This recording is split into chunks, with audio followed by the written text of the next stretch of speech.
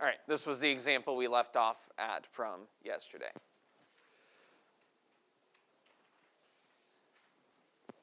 What value should be assigned to A to make f of x continuous at x equals 3? So remember that part of our definition of continuity, part of what we want for continuity is for the limits of the function to exist.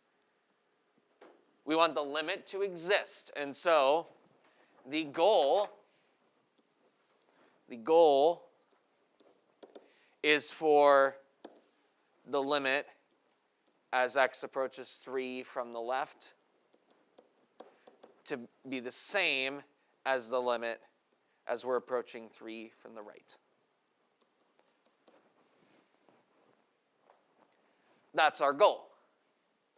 So basically what we're going to do is we're going to look at what the limit from the left is, and then we're going to make the limit from the right match it. So starting with the limit as x approaches 3 from the left, of f of x.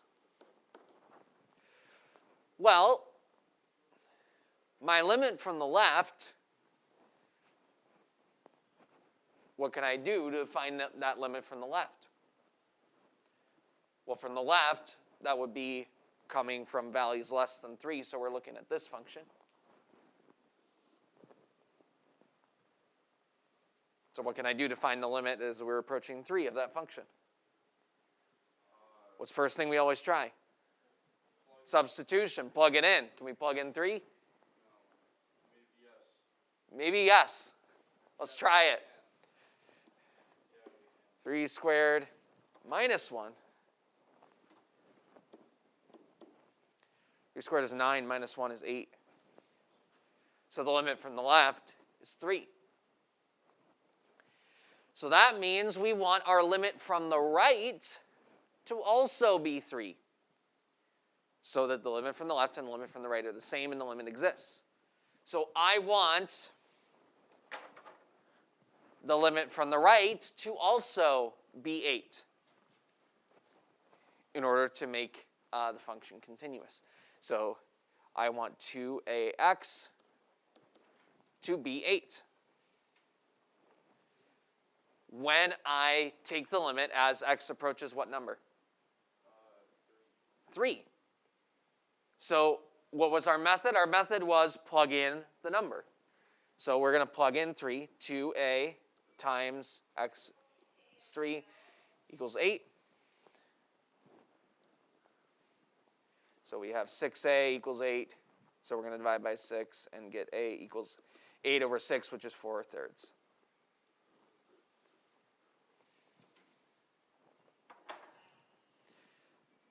So if we put 4/3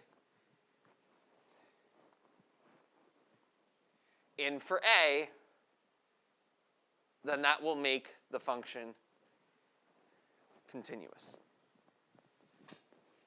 I've graphed it. What I have is, to the left of 3, I have this parabola, the x squared minus 1.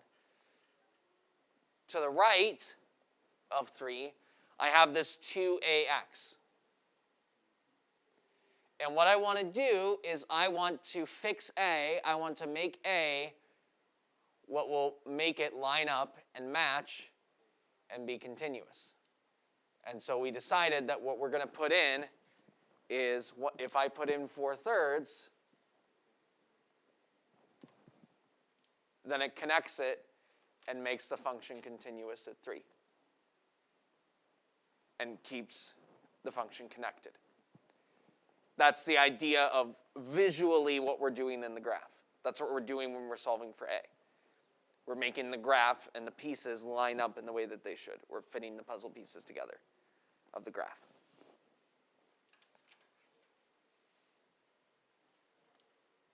All right.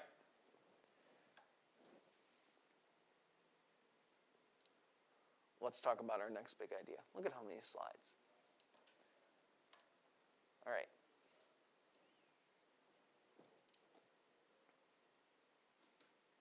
I have a mystery graph.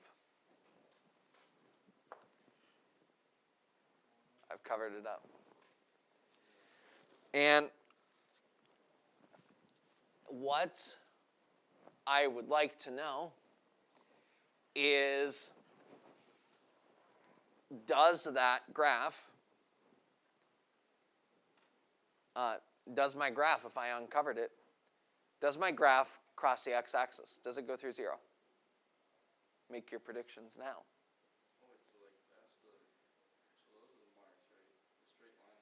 All you see is that it starts here and then starts to go down a little bit. I haven't shown you what the rest of the graph looks like yet. Does it go through 0? Can we say for sure whether it goes through 0? No. You might have a prediction. Maybe since it's going down, it's going to keep going down and never going to go through 0. Or maybe it comes back up and goes through 0. We don't know.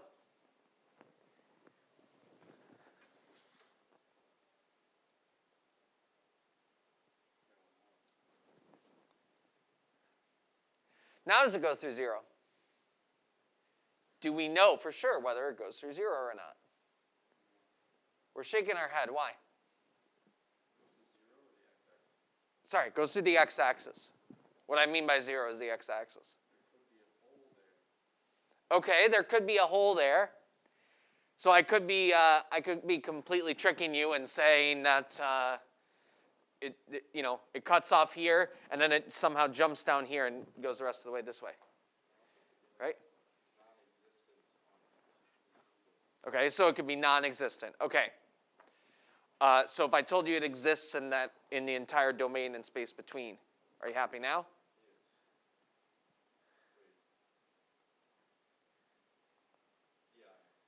Okay.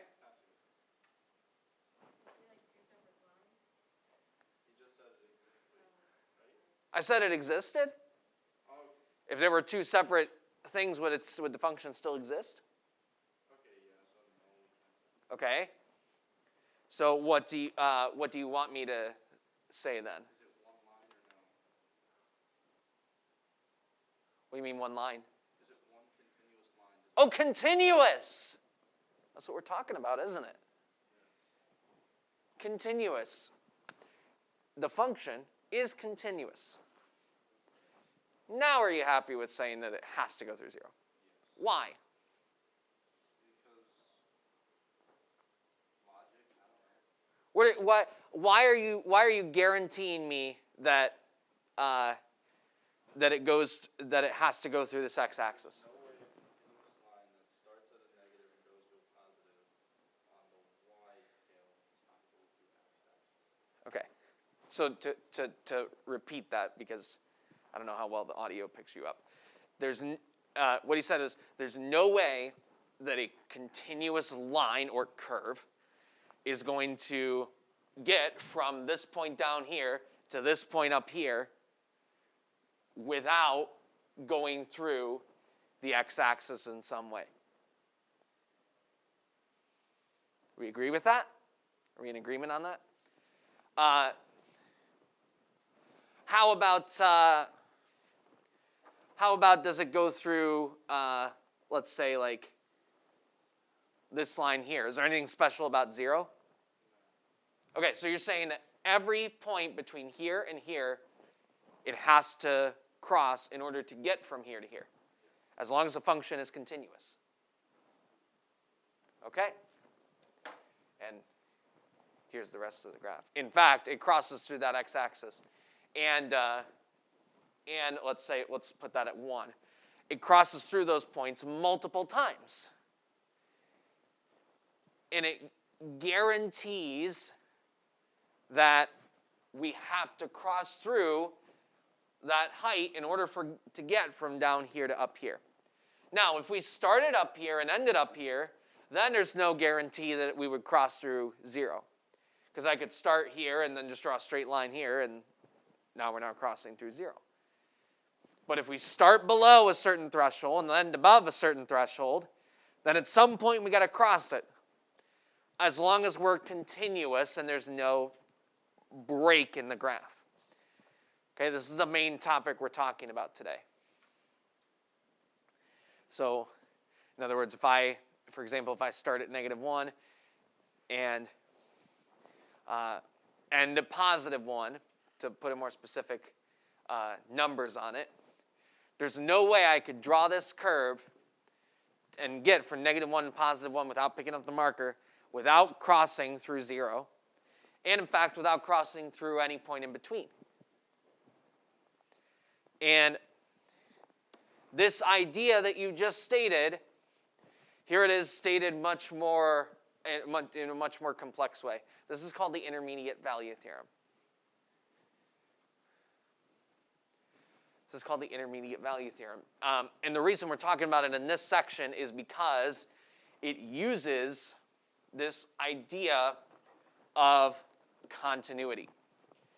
If f is continuous in the interval, the reason it's called the intermediate value theorem is because we're looking at intermediate values. We're looking at values in between where we start and where we end.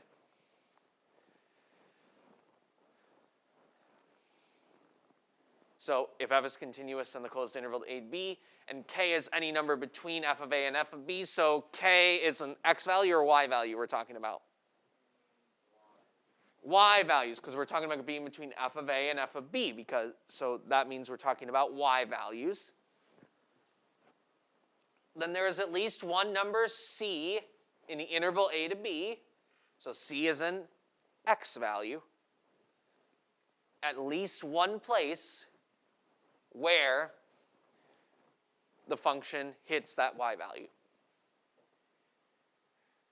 In other words, we can't get from down here to up here without getting through. So I know at some point, here's another way of saying that. I know at some point today, if you got here, at some point today, you were on the 3rd floor. I know that for a fact, because there is no way you could have gotten here. How?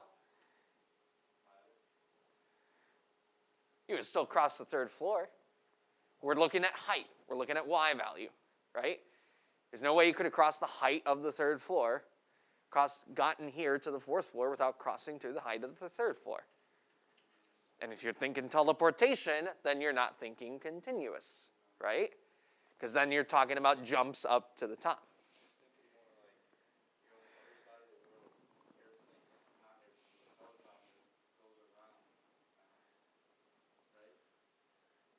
Okay, so you're landing a helicopter up there.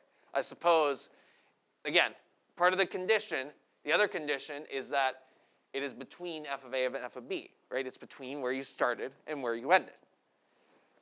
So if we're doing an intermediate value theorem problem, then there are basically going to be 3 things we're going to have to do. So let me actually, before we do one, let me give you 3 steps. Step 1, you want to say that the function is continuous.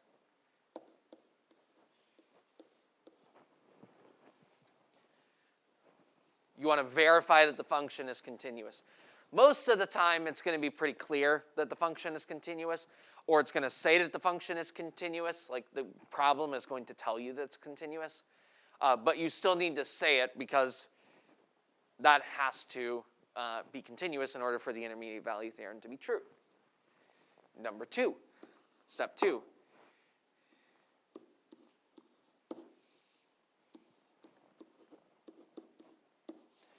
You want to find f of a and f of b. In other words, usually that's going to be the endpoints. And you want one below and one above. So in other words, you want to either start above the point and end below the point, or you want to start below the point and end above the point.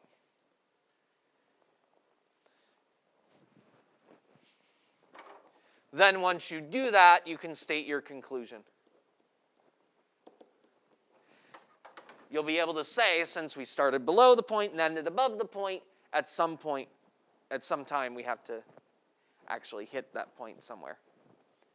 At some point, we had to go through 0. At some point, you had to have passed by the 3rd floor to get up here.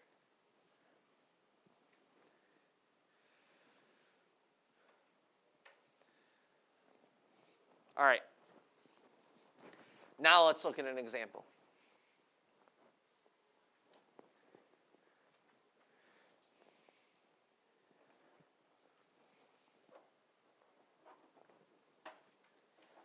F of x equals x cubed plus x minus 1.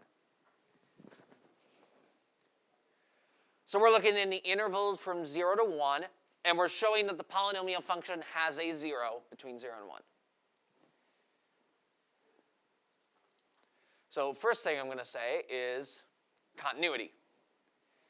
Is x cubed plus x minus 1 continuous from 0 to 1? Yes, it is, because it's a polynomial. And we said yesterday that polynomials are continuous everywhere. So the f of x is a polynomial. So it must be continuous on the closed interval from 0 to 1.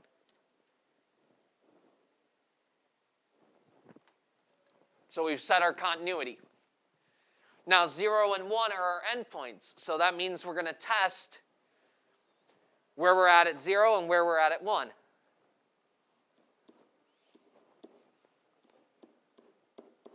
F of 0, f of 1.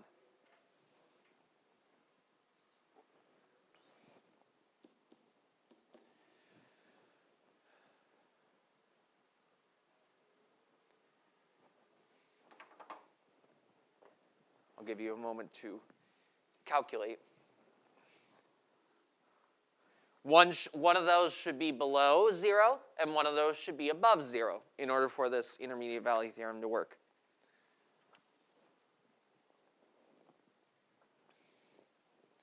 One of these should be below 0, one of these should be above 0.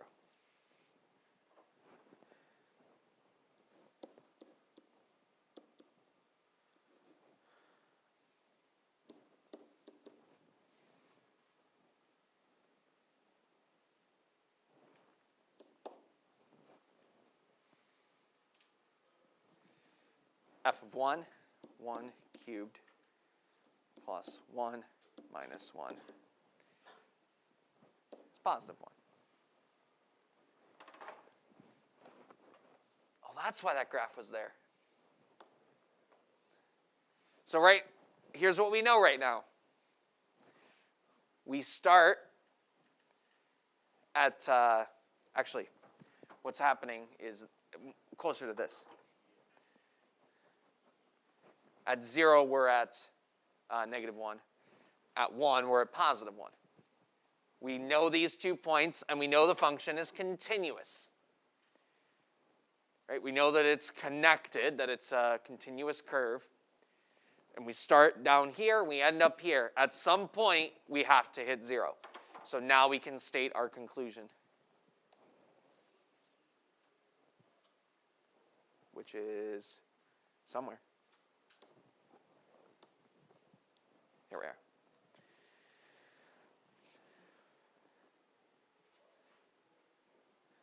And we're going to say that this is less than 0.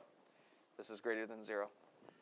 That means that since we start below and end above, at some point, we have to have hit 0 somewhere in the interval. Somewhere between 0 and 1, the function has to be at 0. And then some of the problems may ask you to find the value of c.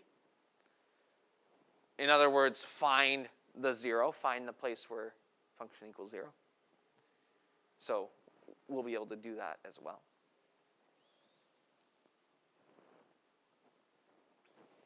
Questions on that?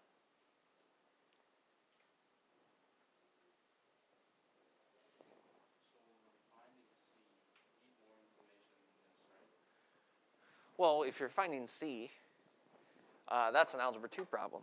You know, if I asked you, They may need a calculator for that one. But you could go on your calculator and find where the 0 is.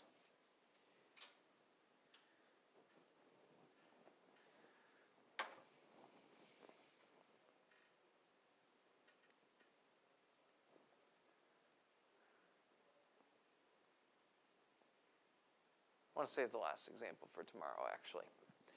But I do want to tell you assignments. You have 2 assignments from this section. Okay, there should be one that is there online that is about continuity. I'll double check that it's there in just a minute. But then there is another assignment out of the book. So your assignment out of the book is on page 85. I'm telling you, on 45 and 46, it doesn't say intermediate value theorem. It doesn't say IVT. But I want you to use the intermediate value theorem to solve those problems. So check that the function is continuous, find the point below and find the point above, and then give your conclusion on the intermediate value theorem.